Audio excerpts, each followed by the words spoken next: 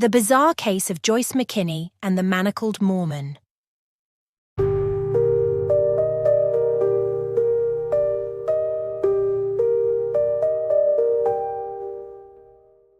Hey everyone, welcome back to the channel. Today, we're covering one of the most bizarre and sensational criminal cases you've probably never heard of. The strange saga of Joyce McKinney, often called the Manacled Mormon case. This story is filled with obsession, kidnapping, international intrigue, and a bizarre twist involving cloned dogs. Let's dive into this truly wild tale.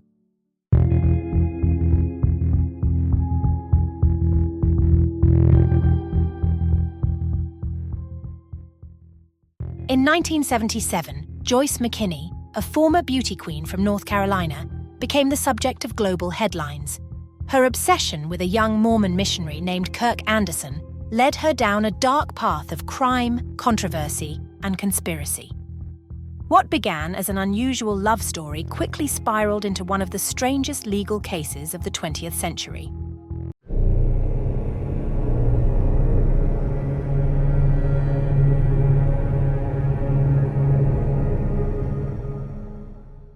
Joyce McKinney was a pageant queen, model, and actress who became infatuated with Kirk Anderson in the mid-1970s. Anderson, a devout member of the Mormon Church, had recently moved to Los Angeles, and the two began dating. However, Anderson soon broke off the relationship, citing his religious commitment. But McKinney wasn't ready to let him go. She believed their love was meant to be, and that the Mormon Church was the only thing standing in the way of their happiness. So, when Anderson left the US to serve as a missionary in England, McKinney hatched an outrageous plan to get him back.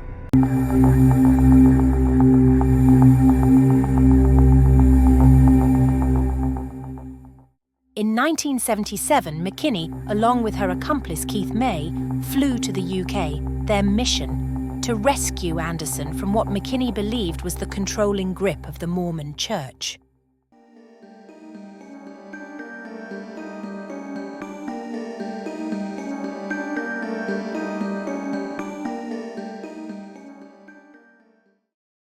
On September 14, 1977, McKinney tracked down Kirk Anderson outside a Mormon meeting house in Ewell, Surrey.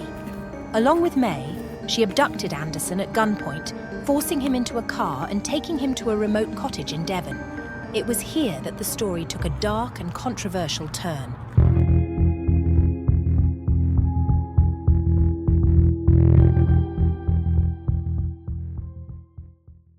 According to Anderson, McKinney chained him to a bed with mink-lined handcuffs and raped him repeatedly over a span of 3 days. She reportedly tried to convince him that they were meant to be together and even talked about marriage.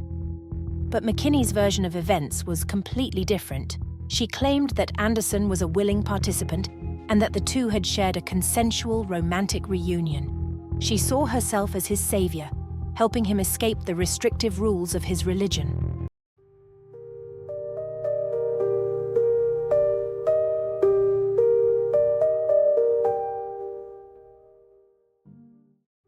When Anderson managed to escape and alert the authorities, McKinney was arrested and the British tabloids had a field day.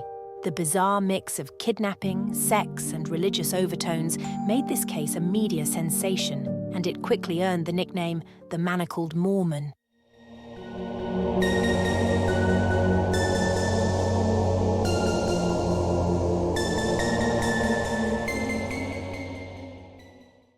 The trial in 1978 was nothing short of a spectacle. Joyce McKinney became a media sensation, drawing attention with her bold and eccentric personality.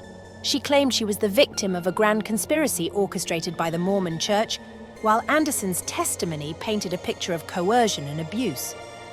McKinney's defense was that Anderson had consented to everything and that their love story was being misrepresented. She even posed for photographers and gave lengthy interviews, soaking up the attention. This only fueled the tabloid frenzy around the case.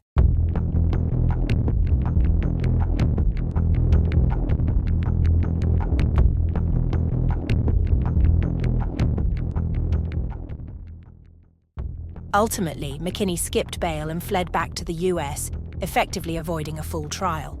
The British court issued a warrant for her arrest, but she was never extradited back to the UK. Although McKinney managed to avoid further legal consequences in the UK, her story didn't end there. In the years that followed, McKinney remained in the headlines for a series of bizarre escapades. In 2008, McKinney resurfaced in the media when it was revealed that she had cloned her dog, Booger, in South Korea. Yes, you heard that right. McKinney made international news once again for having her beloved pit bull cloned. Yet another chapter in her incredibly strange life.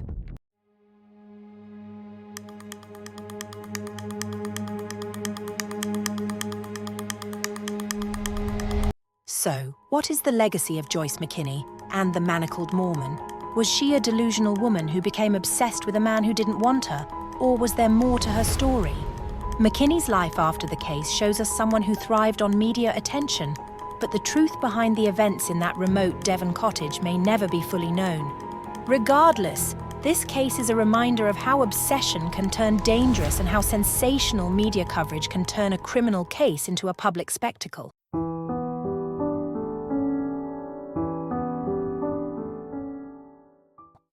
So, what do you think about the strange case of Joyce McKinney? Was she a victim of love or something more sinister? Let me know your thoughts in the comments below. If you enjoyed this wild story, be sure to hit that like button and subscribe for more true crime stories like this one.